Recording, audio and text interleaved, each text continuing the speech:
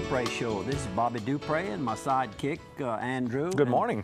We could also say welcome to the Sunday afternoon show at 3 p.m. Could well be. And this first edition is at 7 a.m. and we certainly want to welcome all of you to both. We have a number of people that watch both segments. And I can tell you, they can almost recite the program. And we got other friends that watch the 3 a.m. segment. Basically, anytime you decide, you get on the internet after the show airs on Thursday morning, you can get online, go to kdcg.com. You'll click on the links that go straight to YouTube, so you can watch it on your iPhone, your iPad, your Android, whatever you got. Watch the show anytime you want, in the middle of the night. You can watch Bobby Dupre and Andrew at 3 in the morning. We never look so good at 3 in the morning. When you and I were out running around at 3 in the morning, it was after a long day's work. Usually. Yes, sir, that's correct. We, of course, get on the serious side. We try to bring you nothing but good news. We've been doing this on television now. This is probably about the 14th year. I'll have to go back and check it, but I was on radio for 36 years, and then, of course, that went away when KSLO went to Spanish. And like I like to joke each time I mention this fact, Rosetta Stone has not sent me my new study course yet. And so we off KSLO, maybe temporarily, who knows. And maybe the Delta Media people will put it back into English and a little bit of French. Comment ça va ce matin? Je veux dire, tous mes amis, j'ai met à l'église dimanche à Natchez. Comment ça va ce matin? Va demander pour avoir un bon, safe trip. There you go. There you go. There's journey. Yeah, I speak better than that when I'm up with a person. When you're under pressure. Under a little pressure. Here is not enough pressure, but we'll show you some pictures of some friends that I made after Mass over in Natchez at the Holy Family Catholic Church there. Well, how about after Mass? You talk about every Friday, you know, it's Lent time, and I went to the Stations of the Cross over at St. Landry Church at 5:15. Every Friday during Lent they have it. And they have a little soup afterwards at Valentin Hall. And I ran into Kenny Morrow and his wife, and they made a little seafood gumbo. You know, it's supposed to be just a light soup, but a little light seafood gumbo was c'est pas mauvais. Award-winning is what Kenny says. Go. And I told him, I said, if I had an award on me, I'd give it to you. So, good morning, Kenny. And of course, we have a number of things, but one thing I want to mention is the death of a friend that you kind of feel bad. You were so close at one time, and then various business transactions take place, and we go in different directions, and we get a little older. And I'm speaking of Harold Hidalgo, age 74, a couple of years younger than me, and a friend that I've got a good story to tell.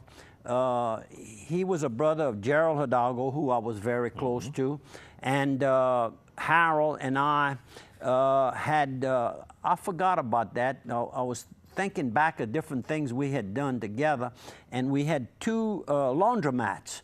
Where the fish market is on West Landry. We had a laundromat there, and then we had a laundromat on the corner of Jefferson and Railroad Avenue that had a little movable building we had brought there. Jefferson and Railroad, okay, I know what we're talking about there. You know what we're talking about there. And anyhow, so we go way back, but we go back even further than that.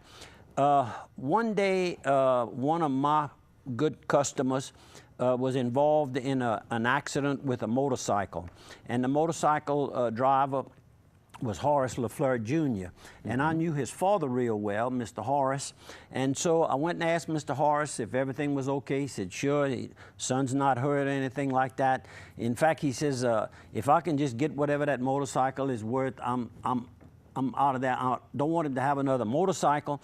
I'm going to buy him a car. So I got to thinking about that sometimes later. Well, first of all, I called Calvin Folks, the adjuster handling the claim, and he went and settled it out with Mr. Horace, and the motorcycle was brought over to St. Landry Supply, which was then the Honda dealer in Opelousas, which was part of the Baudelaire Ford, all in that same building. So we going back a few years there. And we're sharp today with it, too. Every detail. And so one day I'm thinking, maybe they would sell that motorcycle. I'll go look at it. So Harold and I went to look at it. It was kind of bent in the back. The frame had kind of bent out of shape. But other than that, it needed a new battery. The battery had fallen out. It wasn't like you had 4 tires, where the tires, I mean, 2 tires, yeah, little bent until it wasn't going to be a the bike was in good shape. It Right. was about a 350cc Honda. It was not a dirt bike, but Couldn't get in too much trouble with a 350. So I called Calvin Folks, the adjuster, and asked him how much they wanted for the salvage. And he said, well, let me call them. And he called me back. He says, they want $25 for it. I said, well, good. I'll go drop you a check. So I went over, gave him a check, got with Harold. We went over during the noon hour one day, picked up the little motorcycle, put it in the back of his pickup truck, went to his house, and he had a stable, a barn area, and had 2 creosote posts for the gate. The gate was hanging on that. Well, we put that, Harold was good at all kind of things like that.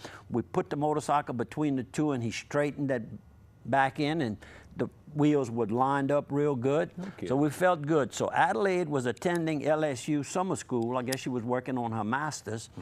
And I asked her to go by. I had called G.N. Gonzalez, the Honda dealer in Right. Baton Rouge. Down, So when she got through with her classes, she stopped by, picked up a 1295 battery, brought it back. We put the half the value of the motorcycle, motorcycle. just in battery, right down what I said, was that Scenic? I don't know, I forget what the road was. And but from that bike, literally all of our friends ended up with motorcycle, and we so you could really ride together. That's correct, and really got into dirt riding, real serious. Then we started getting into the road riding, highway riding, and well, you know the rest of the story. I've got 3 of them Well, now. I talked with Deacon Sammy Deasy this past week. He talked about you and Ashley and Nick, and that he rode he had I guess a Harley, but it was more of one of those cushy Harleys that he had. He didn't have the fancy Honda like everybody else. But he talked about y'all riding and all, and about how you see y'all go on your trips and him going on his trips. And Anyhow, so you can see that Harold was close, and then when we visited it, I go back and I make that statement that I make more now. I realize that true friends, within 15 to 20 minutes, You back. You back to your last trip. Right. It could have been 5 years, but you right back Right back there. on the same subject. And anyhow, Harold was one of those kind. I went kind of late last night. I either like to go towards the end of the wake or early on the day of the funeral. But a lot of times on the day of the funeral, unfortunately, not all the members are there. But when I went last night, I went at about 7:45, and the wake was till 9 o'clock. And I got to visit with friends when I walked in. His brother Ray and Peggy were there, and a whole bunch of others. Uncle Bruce Jennings was there. Miss Lalonde was there, and J.Y. Reed. And I mean, I don't want to get into all of them because, you know, but anyhow, I felt at home immediately. It was all friends. And then I went and talked with Deanna, and just we reminisced, you know, about the good camping trips. Forgot to tell you that. I had bought a camper, a 5th-wheel camper, and Ramp and I had gone and picked it up and brought it to Opelousas, and I had a vehicle that could pull it. And so I hooked it on and went to Sheep Cove State Park. And I tried backing it in there, and finally Harold was across the road watching all this with his arms crossed like this. Finally, he walks over, he says, Get out the way. Need a little help? I said, here's the keys. I had pulled the keys out of the ignition because I knew he was coming. You know, gave him the keys, he backed it up. That was on a weekend. On the Monday, I sold it to Ebert, Benoit, and Rose. Enough of that. If you can't back it, Well, yeah, you better get rid of it. Give it So up. anyhow, lots of good times, and my deepest sympathies. And she's got a good little family. She's very fortunate. The boys were all there. They married and grandchildren, and you know, you watch all the history of the grandchildren. What I remember, Kevin, I remember Kevin when he was born. We probably went to the hospital, you know, and everything else. Well, what I remember him with was as a young boy, just getting my driver's license. Every time I'd pass in front of Hidalgo Motors, I'd look at those little sports cars and I'd tell Daddy, boy, I sure like that convertible. Boy, I sure like that little, you know, I had the ENVI all the time. You know, he was very glad when he got out of the dealership and they moved the dealership, so I wouldn't keep bugging him. And we taping on Wednesday morning, so I'm gonna try to. When we get through taping, if it's early enough, I'll either get you to the go to the funeral. end of the mass, or I'll go to the burial site. But anyhow, my deepest of sympathies to the Hidalgo family. Well, I got to hit a couple of sponsors. Let's start with Steamboat Warehouse. Get mom away from the smell of her own cooking. Go down to Washington, Louisiana. It's a beautiful Steamboat Warehouse. Try out all the great seafood, all the great steaks, the wine selection. The ambiance is incredible. You can have an adult libation out on the wharf there at the Steamboat Warehouse. And we'll talk about Targill Seasoning and Supply. We do, but we first want to talk about the man who has made all of this possible in their family. And I'm speaking of Mr. A.C. Bellord. Right. 50 years ago yesterday, April Fool's Day, April 1st, 50 years ago, he founded Bellord Poultry. Are you kidding me? 50 Wow. years. And I'm sure that there were probably 2 to 5 people working there. Right. Probably he and Jane, his first wife. 2 or 3 guys who's knew how to clean the deceased chicken now. and that's good. That's correct. And then later on had gotten into the peeling and packing of crawfish and had a whole big, large number of people working. And then that has gotten away locally. There's a few left packers, but not very many.